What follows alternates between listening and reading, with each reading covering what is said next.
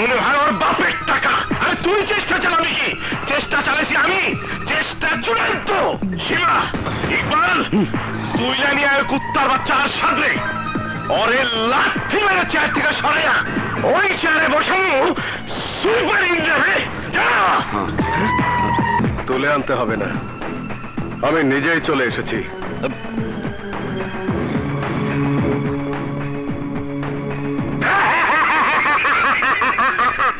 আমাকে চিনতে পারে নাই, আমাকে চিনতে পারে নাই, আমাকে চিনতে পারে নাই, আমাকে।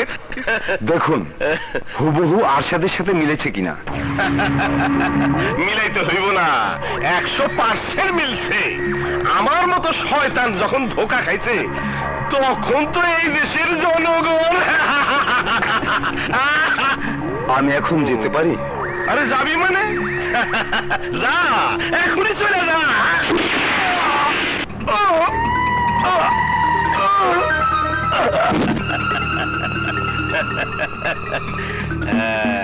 আমি তোরে জায়গা মতো না পাঠাইলে তুই তো আবার পুলিশ পাঠাইতি।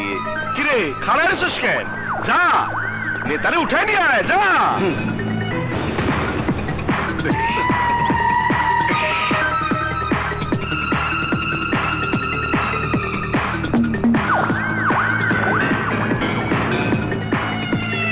বিক্রম, তোর এত বড় সাহস, আমাকে তুই কিডন্যাপ করে এনেছিস?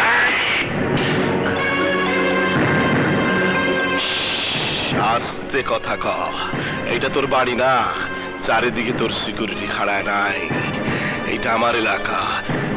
এই দলের ভিতর আমি ভগবান, আমি খোদা, আমি ঈশ্বর। তুই পাগল হয়ে গেছিস বিক্রম।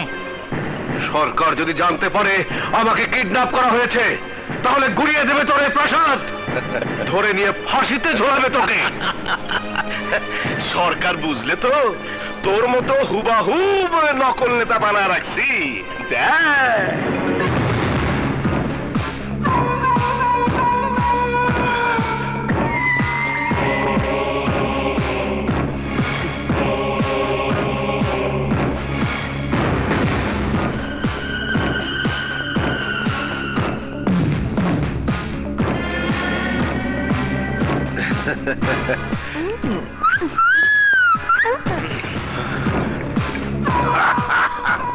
হ্যালো মিস্টার আরশাদ, লে মালদা।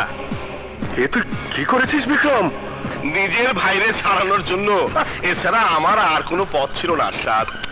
তুই তো ঘুষও খাবি না, আমার ভাইরও ছাড়বি না, কিন্তু তোর জায়গায় আমার ইন্দ্র সব করব, সাথে বোনাস হিসাবে পাইব ক্ষমতা।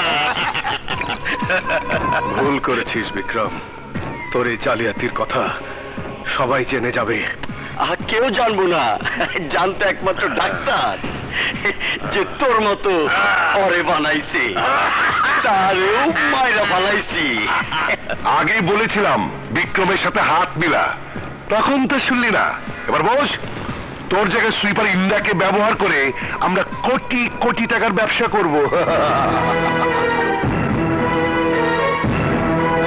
আমার প্ল্যানে কোনো ফাঁক নাই।